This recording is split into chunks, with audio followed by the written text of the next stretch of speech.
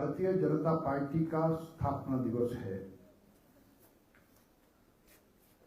और हमको लगा कि आज यहाँ पर स्थापना दिवस भी मनाया जाए और साथ में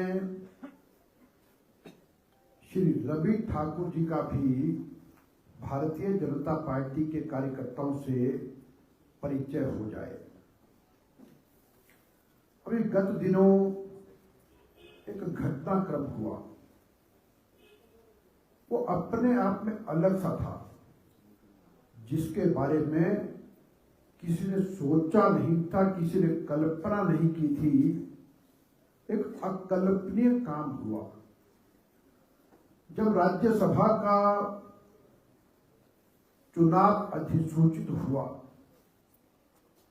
तो ऐसे में कांग्रेस पार्टी के पास पूर्ण बहुमत था। 40 एमएलए कांग्रेस के थे और 3 इंडिपेंडेंट एमएलए भी कांग्रेस पार्टी को सहयोग कर रहे थे और भारतीय जनता पार्टी के 25 विधायक। तो कांग्रेस की उच्च कमान ने एक ऐसे प्रत्याशी को हिमाचल प्रदेश भेजा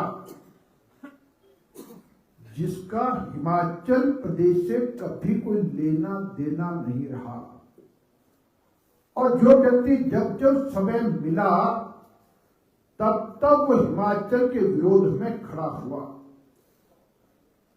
और कांग्रेस पार्टी के रवि जी जैसे 13-14 विधायक तो जो खुल के इस बात का विरोध करने लगे, और कांग्रेस के भीतर एक चर्चा थी कि हिमाचल प्रदेश का ही कोई व्यक्ति होना चाहिए जो राज्यसभा में जाए, क्योंकि इस सीट पर पहले भारतीय जनता पार्टी के राष्ट्रीय अध्यक्ष श्री जगत प्रकाश नड्डा जी सदस्य थे। जब अभिषेक मनु सिंघवी को टिकट दिया तो कांग्रेस के विधायकों ने विरोध किया। एक बड़ा विरोध क्या था? वो ये था कि जब बाबर ने 1528 ईस्वी में भगवान राम के जन्म स्थान पर बने भव्य मंदिर को तोड़ा और उस मंदिर को तोड़ करके उस पर एक मस्जिद बना दी, और देश के लोग लगभग 500 सालों तक संघर्ष करते रहे, क्योंकि राम हमारे आदर्श हैं, राम हमारे प्रेरणा पुरुष हैं।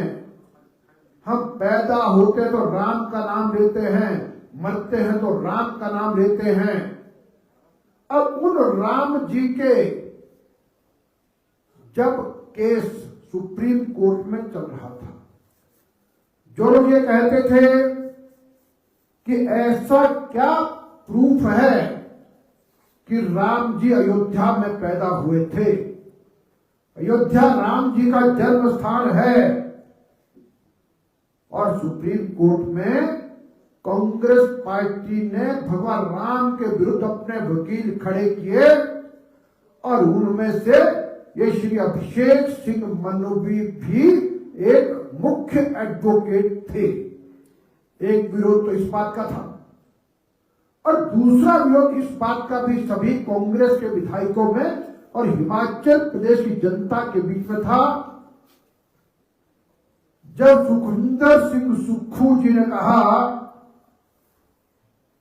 कि हम हिमाचल प्रदेश में लगने वाले प्रोजेक्ट्स पर वाटर सेस लगाएंगे, तो कांग्रेस पार्टी के केंद्रीय नेता ये अभिषेक मनु सिंघवी सुप्रीम कोर्ट में प्राइवेट कंपनीज के वकील हिमाचल की सरकार के विरुद्ध केस लड़ रहे हैं। तो ऐसे में इन सबने कहा कि ये नहीं होना चाहिए, इसको बदलो, कोई हिमाचल प्रदेश के व्यक्ति को राज्यसभा का प्रत्याशी बनाओ। लेकिन कांग्रेस पार्टी ने ये सब नहीं किया, और फिर भारतीय जनता पार्टी ने हिमाचल प्रदेश की भूमि का बेटा श्री हर्ष महाजन जी को अपना प्रत्याशी बनाया।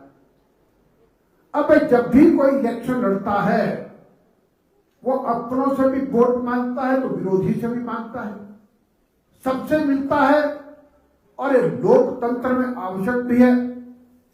और वोटर अपने मन की आत्मा के अनुरूप वोट देता है।